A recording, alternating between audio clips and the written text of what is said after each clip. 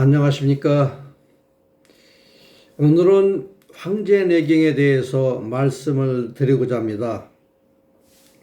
황제내경은 중국의 의학 서적이면서 세계적으로 유명한 의학 서적입니다. 황제내경을 만들어진 지는 몇천 년 정도 되어 있다는 것을 보면 얼마나 대단한가 하는 것을 볼 수가 있습니다. 황제내경은 우리 한국에는 동의보감이 있는데 동의보감보다도 훨씬 더 오래된 책이 바로 황제내경이 되겠습니다. 우리가 경이라는 말을 쓰는데 경이라는 것은 세 가지가 있습니다. 성경, 불경, 황제내경. 이 경이라는 것은 내경이라는 것은 안내자가 들어가고 있기 때문에 들여다 볼 수 있다라는 말이 됩니다. 그러니까 내 몸을 들여다 볼 수 있다라는 것이 되겠습니다. 그러므로 대단한 우리 인체 구조를 너무나도 잘 알고 있다는 것을 이해가 될 수 있다는 것입니다. 그러면 황제내경에 보면 상화라는 것이 나오는데 상화라고 가는 것은 어느 책에도 나와 있지 않습니다.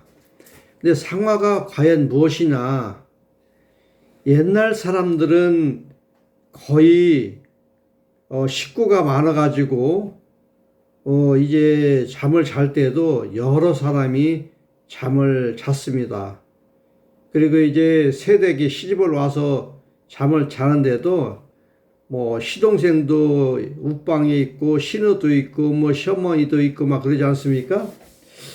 그래가지고 정말 행복한 남편 간의 사랑을 나누지 못하면서 살았다는 것을 볼 수 있습니다. 그래가지고 시어머니의 여러 가지 시집살이 또 신우와 또 여러 가지 문제들 또 시동생들의 어떤 문제들 이런 것들을 모두가 다 가슴에 담고 살아갔다는 것입니다. 그래서 옛날에 여성들은 가슴이 아파서 병이 들어서 죽었다는 말이 있습니다. 그것이 무언가 하면 이것이 바로 상화입니다. 상화. 우리가 가슴에 이렇게 보면 식도로 내려가는 여기 선이 있는데 요 부위가 이게 상화라고 합니다. 상화. 여기가 보면 흉선이라는 것이 있고 식도와 폐로 들어가는 문이 있습니다. 우리가 조금 돈을 많이 띄었다든지 너무 많이 속상한 일이 있으면 요 가슴이 아픕니다. 그러니까 소화가 잘 되지도 않고 요것이 이제 상화인데 맛으로 보면 이것이 이제 떫은 맛으로 비유되고 있어요. 떫은 맛. 근데 사람들은 떫은 맛을 다 싫어하거든요. 왜냐하면 맛이 없기 때문에. 근데 이제 동물을 보면 다람쥐는 어떠합니까? 다람쥐는 도토리하고 밤 이런 것만 먹지 않습니까? 가장 세계적으로 육지에 사는 동물 중에서 다람쥐보다 더 유연한 동물은 없습니다. 자, 두 번째로 유연한 동물은 무엇입니까? 원숭이입니다. 원숭이. 그럼 원숭이도 자기의 식사 방법이 어떨까요? 바로 바나나 같은 이게 떫은 맛을 먹고 있거든요. 떫은 맛을 먹게 되면 우리 마음이 평화가 이루어지면서 다른 사람들에게 배려하는 그런 마음이 생깁니다. 마음이 평화가 있을 때 건강하지 않습니까? 이것이 바로 상화라고 합니다. 상화. 그래서 이제 한의학에서 이것을 갖다가 심포장 삼초부 이렇게 이야기합니다. 그래서 우리는 오늘 황제내경에 대해서 같이 살펴볼 수 있는데 우리 모든 분들이 체질 분류학을 3개월만 강의를 잘 들으시면 누구나 다 자기 건강을 지킬 수 있으리라 그런 생각을 해볼 수 있습니다. 우리 1차적으로 우리 상화에 대해서 그리고 황제내경에 대해서 알아보도록 하겠습니다. 자, 인체는 육장육보가 있습니다. 근데 일반 사람들이 오장육부 이렇게 이야기하고 있거든요. 오장육부. 자, 그러면 오장이라는 것은 무엇입니까? 오장이라는 것은 음을 얘기합니다. 우리 지구상에는 양이 있고 음이 있습니다. 태양은 양이고 달은 음이 되겠습니다. 그리고 달과 지구를 비교하면 달은 음이고 지구는 양이 되겠습니다. 또 사람은 남자가 양이고 여자가 음이 되겠습니다. 자, 밭은 음이고 씨앗은 양이 되겠습니다. 그래서 모든 만물이 양과 음으로 되어 있기 때문에 씨앗을 뿌리면 그 씨앗이 자라서 채소나 여러 가지 과일이나 이런 것들을 우리가 먹게 되고요. 또 만약에 남녀가 똑같이 양이라면 자녀를 낳을 수가 없는 것입니다. 그리고 남자는 양이고, 다시 말하면 남자는 씨앗이고 여자는 밭입니다. 그래서 씨앗을 주기 때문에 음에서 아기가 생산되고 아기가 태어나게 되는 것입니다. 이것이 바로 음과 양이 조화를 잘 이룰 때 우리 몸도 건강을 유지할 수 있다는 것입니다. 그러면 음에 대해서 알아보겠습니다. 음은 간이 있습니다. 간장이라고 하시죠. 간. 그 다음에 심장. 그 다음에 비장. 그 다음에 폐장. 그 다음에 신장. 그 다음에 삼초보, 심포. 자, 이렇게 해서 6가지로 되어 있는 것이 바로 음이 되겠습니다. 그래, 흔히들 많이 이러지 않습니까?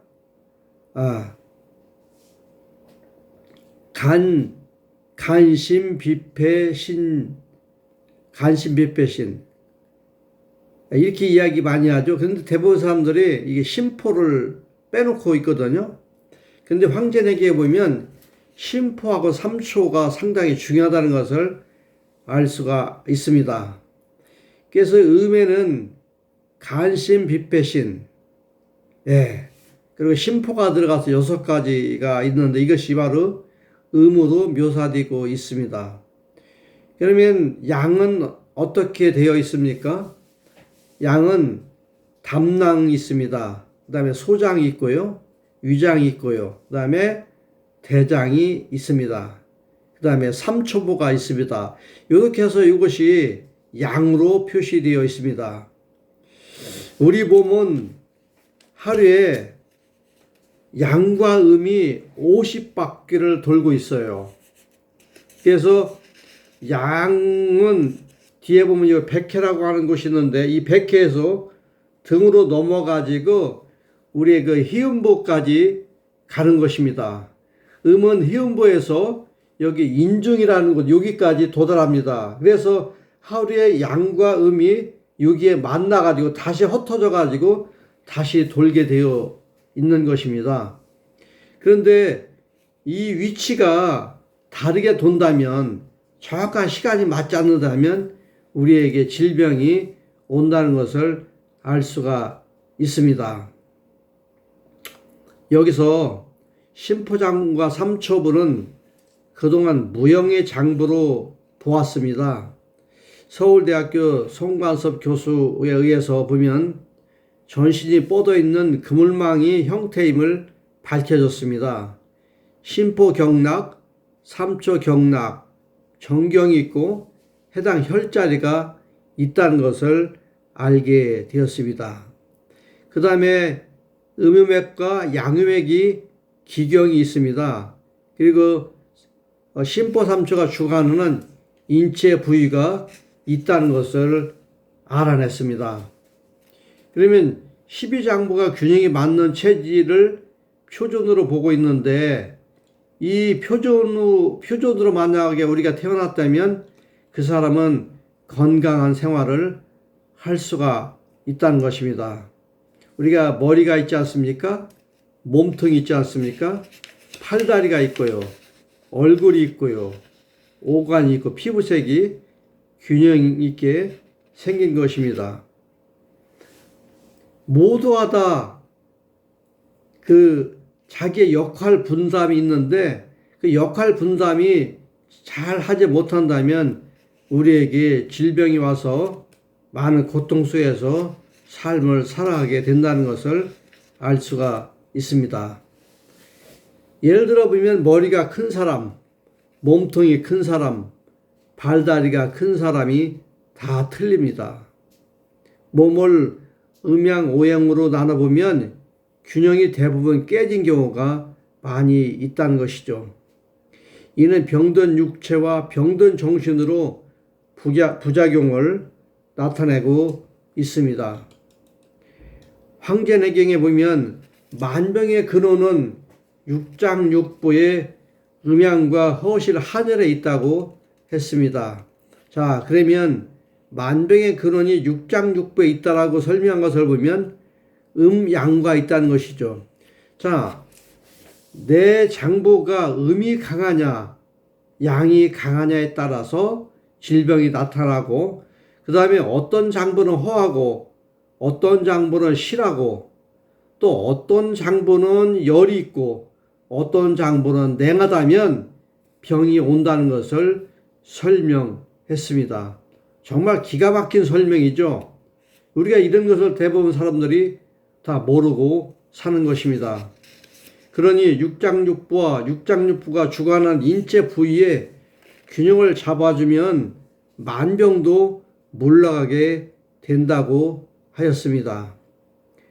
우리의 몸뚱이 균형을 잡기 위해서 크게 두 가지 방법이 있는데, 첫째는 음식을 통한 섭생이 되겠습니다.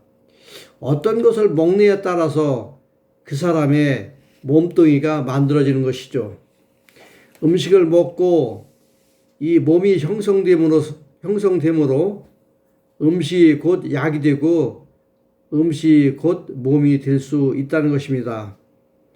특정 음식이 몸속에 특정 장부를 생하고 극하고 발달시키고 해를 끼치기 때문에 음식을 바로 균형 있게 잘 먹을 필요가 있다는 것입니다.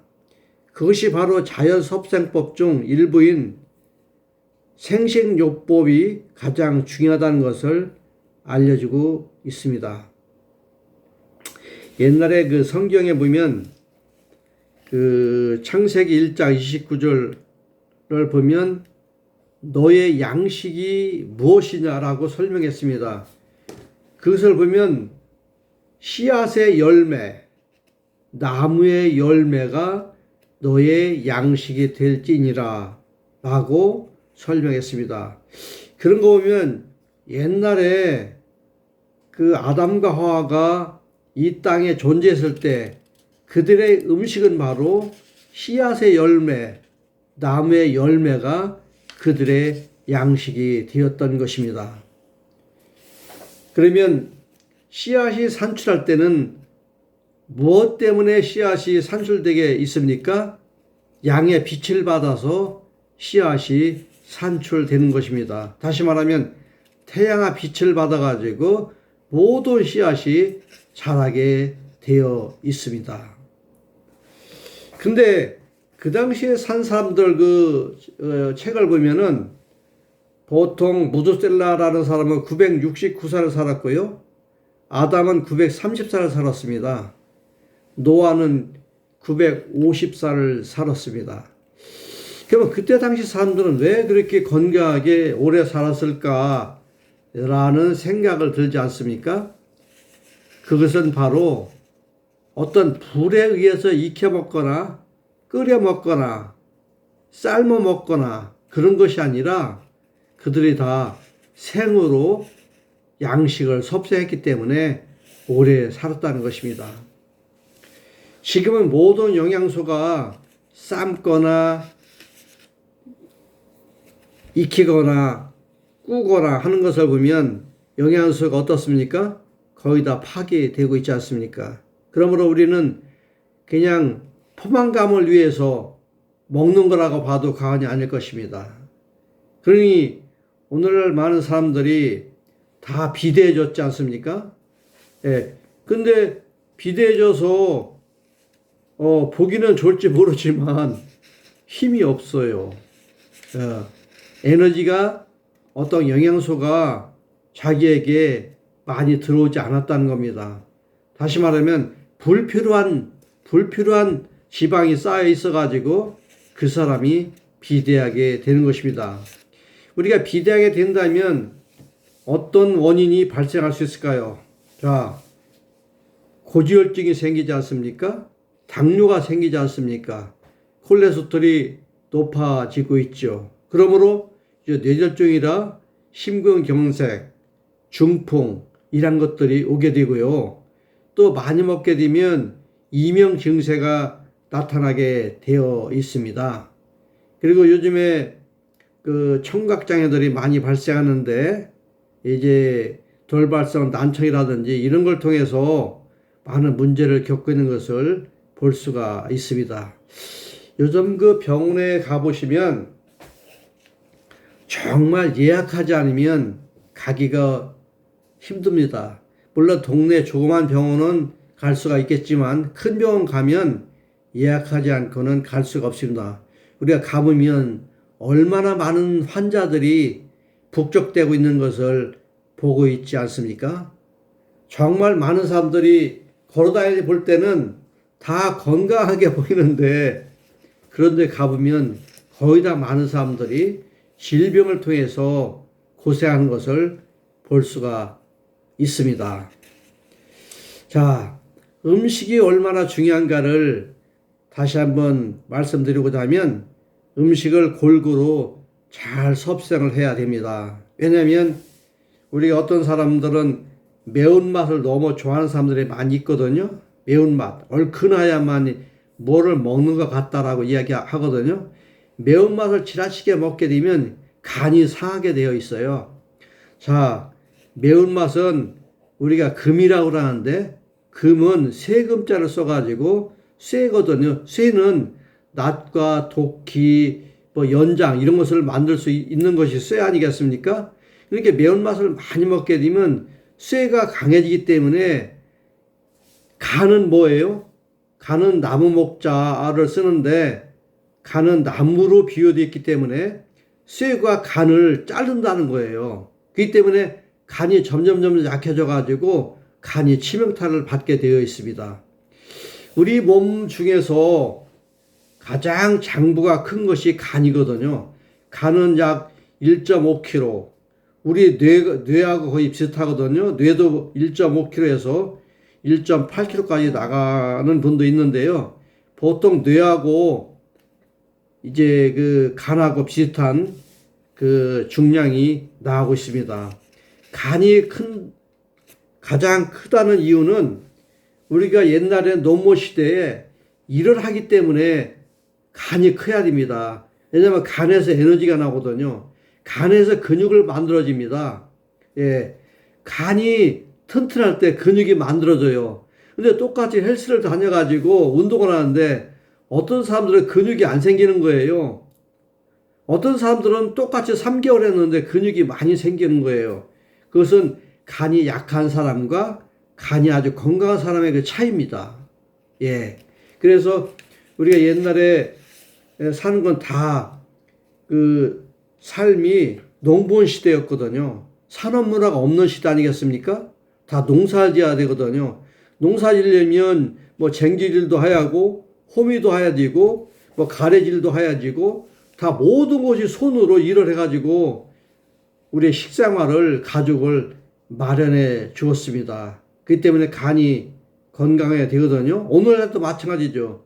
힘을 많이 쓰는 사람은 간이 건강한 사람이거든요. 그렇기 때문에 매운맛을 너무 많이 먹게 되면 간이 많이 상한다는 것을 알 수 있습니다. 자, 두 번째 말씀드리고자 하는 것은 이미 형성된 몸의 균형을 잡기 위해서는 보조로 몸의 뼈대를 바로 잡는 것이다 라고 하였습니다. 자, 뼈대. 우리가 뼈가 206개가 있지 않습니까? 아기가 태어날 때는 305개가 뼈로 형성돼 가지고 아기가 성장하면서 206개로 만들어지거든요. 자, 근데 우리의 피가 어디서 만들어지고 있습니까?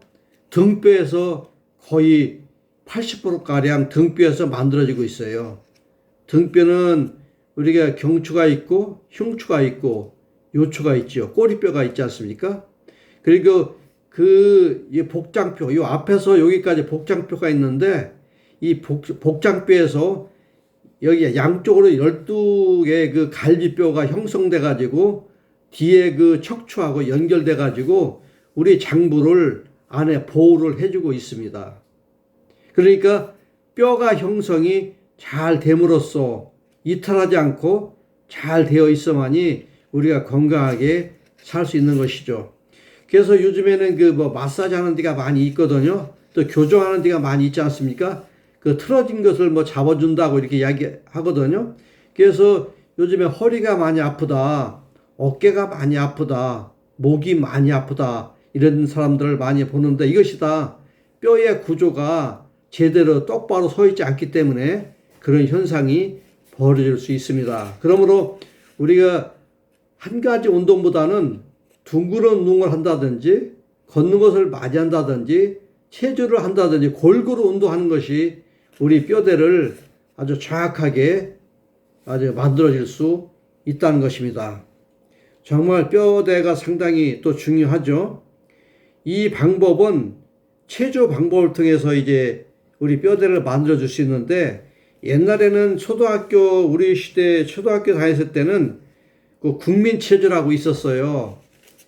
뭐 한 10분에서 15분 정도 했었는데 요즘에는 학생들이 운동 거의 하지 않습니다. 학교에 그런 것이 없고요.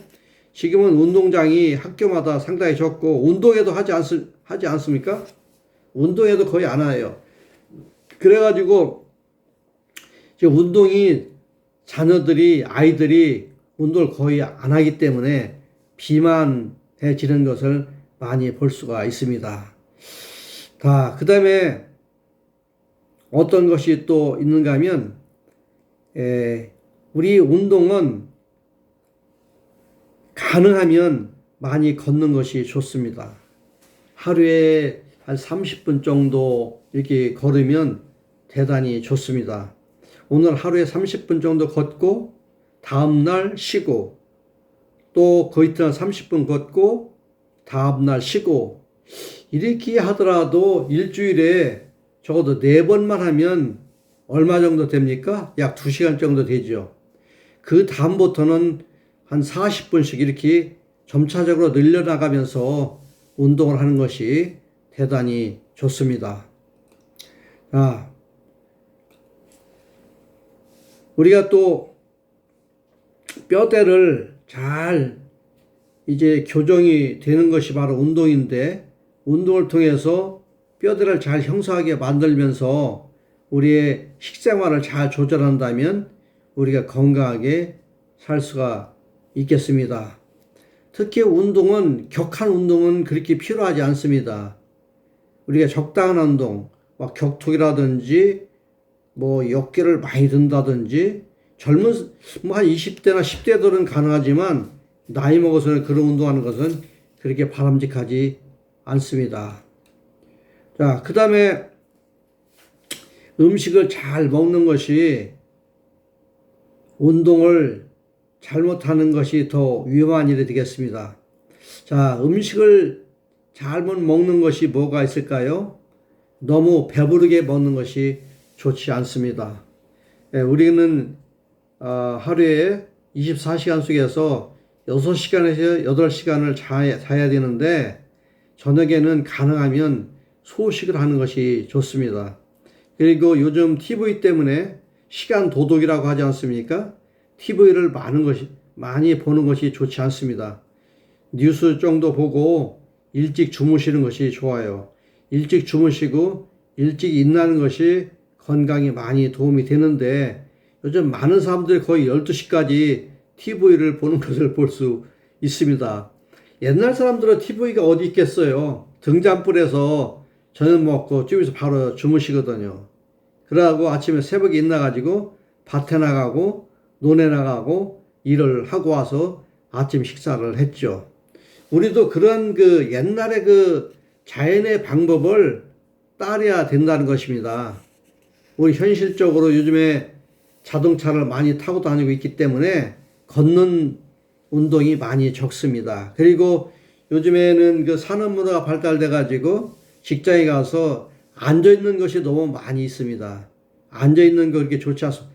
1시간 정도 앉았다면 적어도 10분이나 15분 정도 조금 움직이면서 있다가 다시 앉는 것이 좋고요. 너무 많이 앉아 있으면 위가 처집니다. 위가 처지면 소화가 되지 않죠. 소화가 되지 않으면 소장이 안 좋고 소장이 안 좋으면 대장이 안 좋습니다. 그래서 먹는 것이 얼마나 중요한가 하는 것을 볼 수 있죠. 어떤 사람들은 말하기를 물을 많이 먹으면 건강해진다 이런 이야기를 하죠. 근데 옛날에 보면 물 많이 먹지 않았어요. 물이 자기가 필요할 때가 있죠. 목이 마르다. 우리가 또 짠 음식을 많이 먹게 물을 많이 먹지 않습니까? 그것은 바로 희석하기 위해서 먹는 것이 되거든요. 예.